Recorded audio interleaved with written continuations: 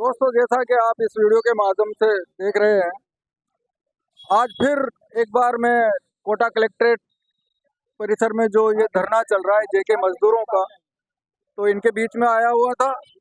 आज जो 20 तारीख की जो हड़ताल प्रस्तावित थी, तो देश में जो हालात चल रहे हैं, तो उसके मद्देनजर वो तो स्थगित करके और 9 जुलाई को इन्होंने कर दी है, तो तब रखी जाएगी हड़ताल। लेकिन 20 मई को सांकेतिक धरना प्रदर्शन और जो अ, केंद्रीय कमेटियों की तरफ से जो ज्ञापन आया है, तो उसी को यहाँ पे देने का आज काम किया जा रहा है। तो उसी के मद्देनजर मैं आया हुआ था और मेरे सामने कॉमरेड रविंद्र सिंह जी, बहुत पुराने कॉमरेड हैं। कॉमरेड, आज के हालात को आप किस तरह से देखते हैं, जरा इस पे रोशनी डालेंगे? आज के जो हालात हैं मजदूर वर्ग के सामने पूरे देश में बहुत ही ज़्यादा वो दुखद है। दुखद इस में ये वर्तमान जो सरकार है, केंद्र की जो सरकार है, मोदी की जो सरकार है, वो पूंजीपतियों को लगातार लाभ पहुंचाते हुए जो हमारे कानून थे उनको चार फेज उसमें करना चाहती है, जिससे तमाम मजदूरों का, तमाम कर्मचारियों के जो अधिकार थे उन अधिकारों से ये वंचित कर रही है। कई बार और सारी ट्रिब्यूनलों ने उनको ज्ञापन दिए हैं, उन ज्ञापनों को सुना नहीं जा रहा है। धरनों के विषय में कोई चर्चा नहीं की जा रही है।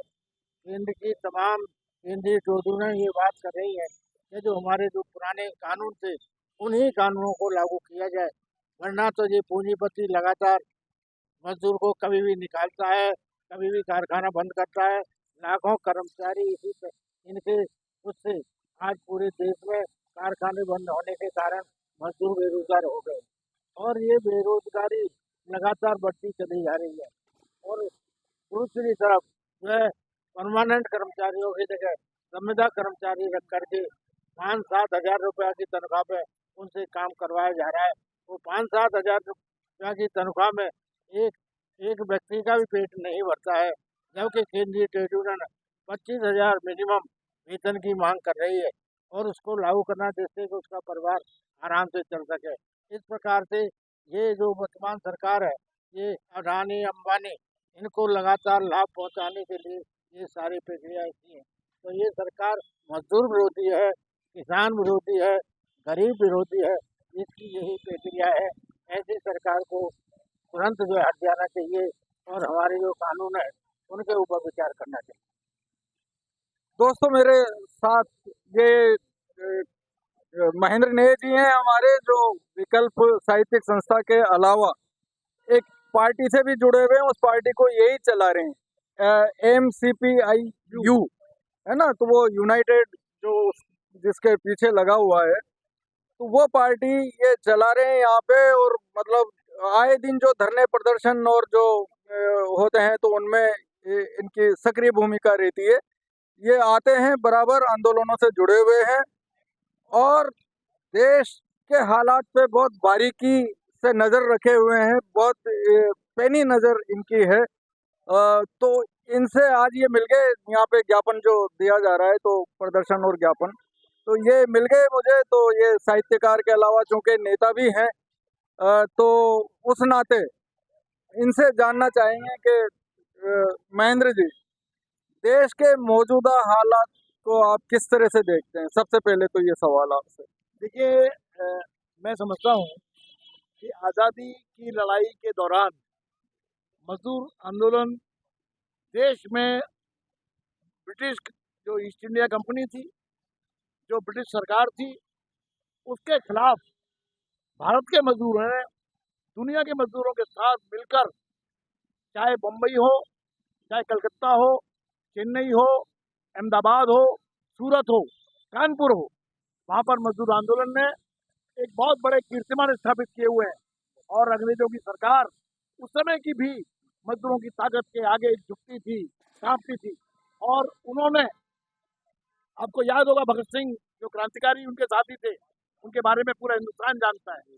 तो उस समय भी ब्रिटिश सरकार ने, जो ब्रिटिश असेंबली थी, उस असेंबली में 3 काले कानून सामने रखे थे। उसमें भी मजदूर ट्रेड बिल था, उसमें दूसरा जो बिल था, जो जिस तरह को मोदी ला रहा है, उसी तरह से एक पब्लिक सेफ्टी बिल लाया गया था। उसका क्या था, मजदूर वर्ग की बढ़ती हुई ताकत को काले कानून बनाकर रोका जाए, उस पर हमले किया जाए, और ब्रिटिश सरकार ने वो किया। लेकिन भगत सिंह और उनके साथियों ने अपनी जान की परवाह न करके असेंबली में बम फेंका और एक पर्चा फेंका। उस पर्चे में कहा गया, इनकलाब जिंदाबाद, साम्राज्यवाद का नाश हो। मुझे लग रहा है कि भारत में उसी तरह की परिस्थितियां आज बन रही है। लेकिन उस वक्त की परिस्थितियों में और आज की परिस्थितियों में एक बहुत गहरा फर्क आया है। आज जो है सांप्रदायिक ताकतों का उभार है और वो उग्र राष्ट्रवाद के जरिए इस देश की 80% कम से कम जनसंख्या को उन्होंने अपने कैप्चर कर लिया है। और चुनाव में कुछ ना कुछ हथकंडे इस्तेमाल करके, जैसे अभी पिछले चुनाव में तो जो पुलवामा था, इस बार पहलगाम को लेके, और वो इसका फायदा उठाने की जो है सोच रखते हैं और उसी को लेके आगे बढ़ रहे हैं। सेना का इस्तेमाल और यहाँ तक के आजकल तो जुडिशरी का भी इस्तेमाल वो लोग करने में लगे हुए हैं। तो इन सब हालात से आप लोगों के निमटने के लिए आपके पास कोई स्ट्रेटेजी, इन हालात से कैसे आप लड़ेंगे, उसको लेके थोड़ा बताएं।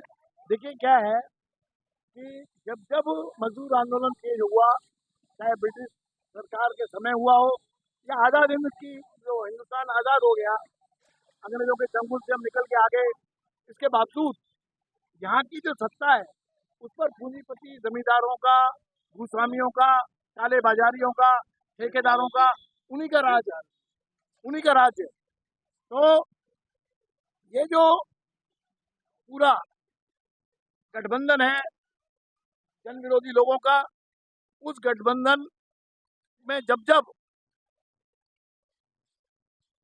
मजदूर एक होते हैं, मजदूर आंदोलन तेज होता है, तब तब सांप्रदायिकता एक ऐसा हथकंडा है कि मजदूरों को विभाजित करने के लिए इसको प्ले कार्ड के रूप में सत्ताधारी दल, सत्ताधारी सरकार खेलती है। आज वही जो कार्ड है, प्ले कार्ड है, वो खेला जा रहा है। इसलिए, और आप पहलगाम के हो या किसी तरह से हो, हिंदू मुस्लिम में विभाजित करना, लेकिन हमारा कहना है कि मजदूरों की जात एक है।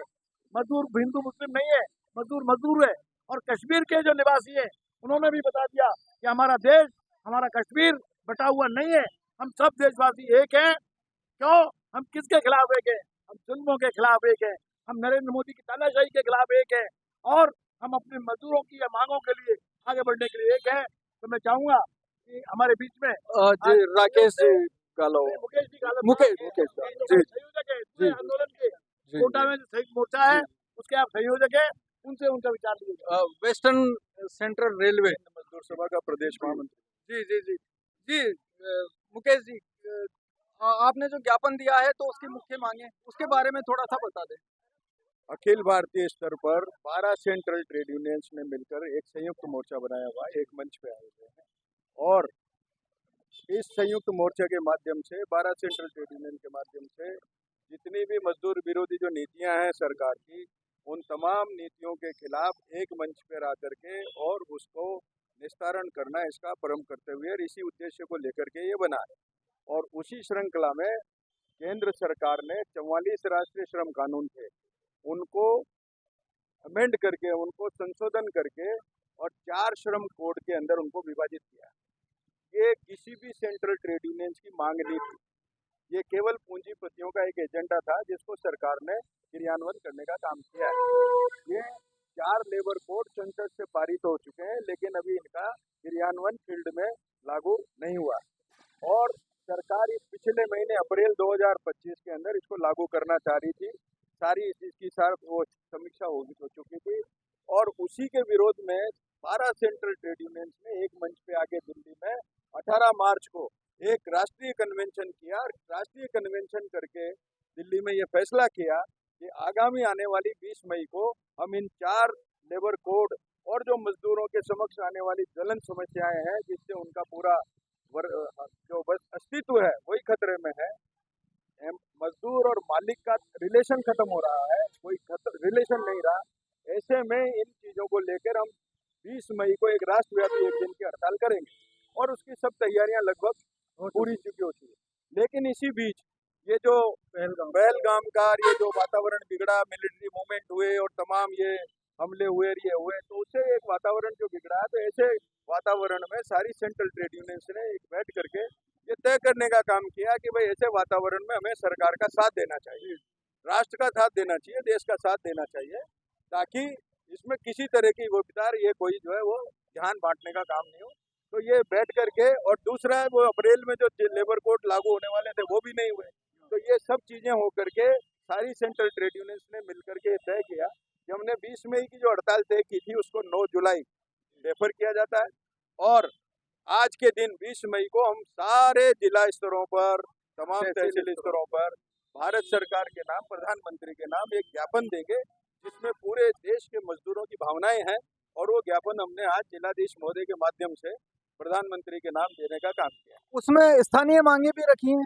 स्थानीय मांगों का भी हमारे दूसरे साथियों ने इसमें मेमोरेंडम दिया, जैसे जेके के हमारे साथी बैठे हैं, हमारे संयुक्त कर्मचारी महासंघ के साथी हैं, हमारे आंगनबाड़ी के महिला कर्मचारी साथी हैं, हमारे जो है निर्माण श्रमिक हैं, इन्होंने अपने अलग अलग अपने स्तर दिए। अच्छा अच्छा। उमाशंकर जी, जी, आप भी गए थे ज्ञापन देने? हाँ बिल्कुल गए थे। क्या क्या मांगे रखी हैं ज्ञापन में? ज्ञापन में जो भी मजदूर विरोधी मांगे हैं वो रखी गई है। लोकल लेवल बता दिया अभी जो है गालो जी ने।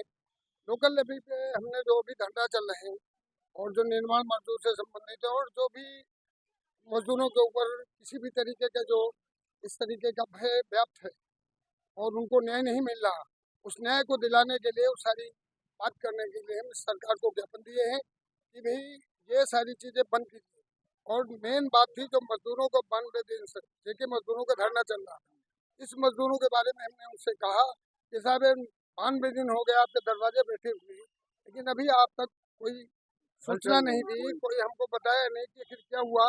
तो उन्होंने बताया हमने सरकार को भेज दिया है, अच्छा और सरकार कुछ न कुछ काम कर रही है। तो हमने उनसे ये भी कहा अगर भाई काम बताने वाला हो, कोई क्या हो तो बता दीजिए, लेकिन उन्होंने कोई जवाब नहीं दिया। तो हम तो ये समझते हैं कि अभी उनके पास कोई इस तरीके का डायरेक्शन नहीं आया हुआ है सरकार का, जिससे कि वो हमको जवाब दे। मेरा यही कहना है कि लगातार जिस तरीके से 44 श्रम कानून थे, 44 श्रम कानून में 25 श्रम कानूनों को तो जब चार्जिंग कोर्ट बनाए गए, उसमें से 15 कानून बिल्कुल रद्द कर दिए। और जो हमारी 12 केंद्रीय ट्रेड यूनियन ने निर्णय लिया 18 तारीख को, कि जो अभी देश के हालात पैदा हो रहे हैं, जो पहलगांव में इस तरीके से हालात हुए हैं, तो हम देश के साथ हैं, और इस देश में जो भी सरकार करेगी उसके साथ हम कंधे से कंधा मिला के लड़ेंगे। और इस लड़ाई को, जो लड़ाई हम लड़ने जा रहे हैं, इस टाइम में हमारा करना ठीक नहीं था, इसलिए हमने इसको 9 जुलाई बढ़ा दी, और 9 जुलाई को हम पूरे तैयारी के साथ इसको आंदोलन तब तक जारी रखेंगे आप लोग? हाँ, आंदोलन तो हमारा लास्ट तक जारी रहेगा, जब तक मजदूर को निर्णय नहीं मिल जाता, उसको पैसे का भुगतान नहीं हो जाता, तब तक निर्णय जारी रहेगा। इसका हो सकता है स्टेप हम चेंज करें, 100 दिन के बाद स्टेप चेंज करें। बहुत बहुत शुक्रिया भाई। हाँ शब्बीर भाई, ये शब्बीर भाई हैं, और ये भी बहुत सक्रिय रहते हैं हर आंदोलन में। जी शब्बीर भाई। ऐसा है, हमने जो आज का जो मेमोरेंडम दिया है वो संयुक्त दिया है, तो इसमें हमारी AICTU का पार्टिसिपेशन है, तो इसमें हमारा मजदूरों का और जो आज के हालात पे जो है सबका ही इसमें मेमोरेंडम है। जिस तरह से हालात जो देश के अंदर चल रहे हैं, ये जिस तरह वक्त बिल का, इनका सारी चीज़ों मिला करके हमारा ये मेमोरेंडम है इसमें। और हमारी सबसे बड़ी बात है, मजदूरों को जेके की जो लेनदारी है वो हमारे आज तक पूरी नहीं हुई। हमारे 2 केस अलग से चल रहे हैं हाई कोर्ट के अंदर, उसका निर्णय होना है, और वो मजदूरों के सारे जितने भी मजदूर हैं, बंद डिपार्टमेंट के भी और चालू डिपार्टमेंट के भी, उन सब का मतलब उसमें हमारा मुकदमा है। और जब भी उसकी तारीख आएगी तो ये प्रशासन और ये अराफात जो बैठा हुआ है, ये एक बिचौलिया को जो खड़ा किया गया दलाल को, वो हमें मंजूर नहीं है। हम डायरेक्ट हम जेके से फाइट कर रहे हैं, और हम इसको कोई नहीं समझते अराफात को। ये हमारी जो लीज जो दी है वो भी स्पष्ट सुप्रीम कोर्ट से आ चुका है, इसका फैसला लीज का, वो भी अनसमझ है, वो पूरा अपूर्ण है। वो इसका क्लेरिफिकेशन सही ढंग से अदालत ने भी नहीं किया है। अच्छा, लीज का जो पॉइंट है ना, उसमें भी हमारा संघर्ष है। हमारा जब तक हम मजदूरों के हितों की रक्षा करते रहेंगे और मजदूरों को जब तक नहीं मिलेगा हम संघर्ष जारी रहेगा हमारा। जी तो अब 92 दिन के बाद भी मजदूरों का जोश बरकरार है, वो अभी भी धरना चल रहा है, वहाँ धरने पे बैठे हुए हैं और जो अ, गालव साहब उनको संबोधित कर रहे हैं आज यहाँ जो आए थे ज्ञापन देने। तो इसी के साथ दोस्तों शुक्रिया, बहुत बहुत शुक्रिया।